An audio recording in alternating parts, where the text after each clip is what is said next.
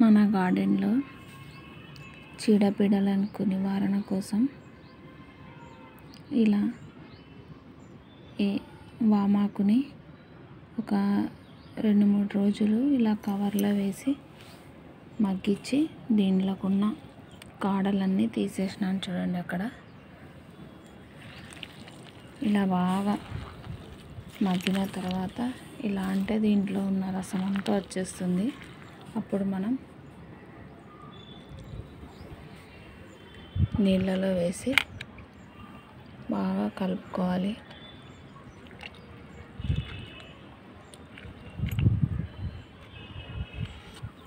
ఇలా బాగా కలపాలి.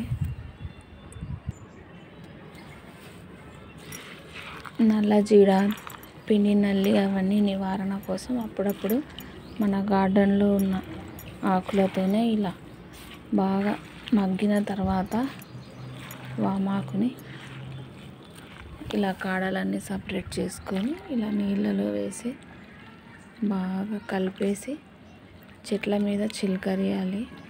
స్ప్రే అయినా చేయొచ్చు, చిలకరించవచ్చు. కర్పూరం నీళ్ళు, కర్పూరవల్లి అని కూడా అంటారు కదా కొంతమంది. అలా మనం కర్పూరం నీళ్ళు చల్లినట్లే ఉంటుంది.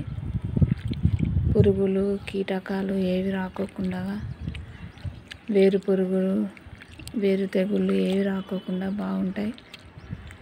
చెట్ల మీద స్ప్రే లాగా చేసుకుంటే మనకి కొంతవరకు పురుగుల నుంచి చెట్లకి హాని కలగకుండా ఉంటుంది.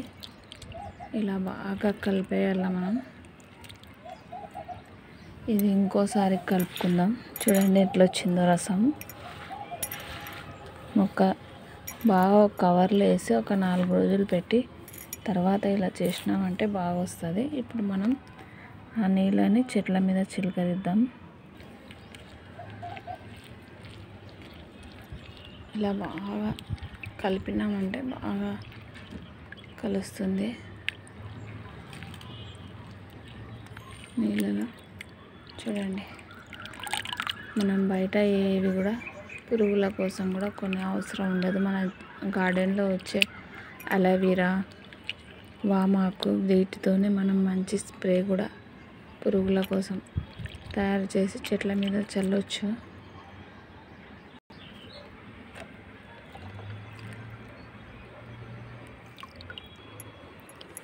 ఇక్కడ చూడండి, ఇలాంటివన్నీ పోవాలంటే కాస్త ఇలా వేసి కడిగినామంటే ఈ ఘాటుకి ఉండకుండా వెళ్ళిపోతాయి. అలానే ఇలా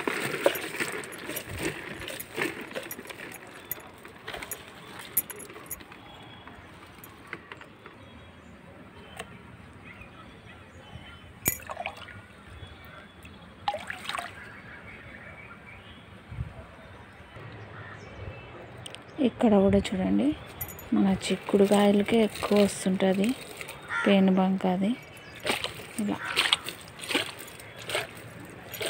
చెట్ల మీద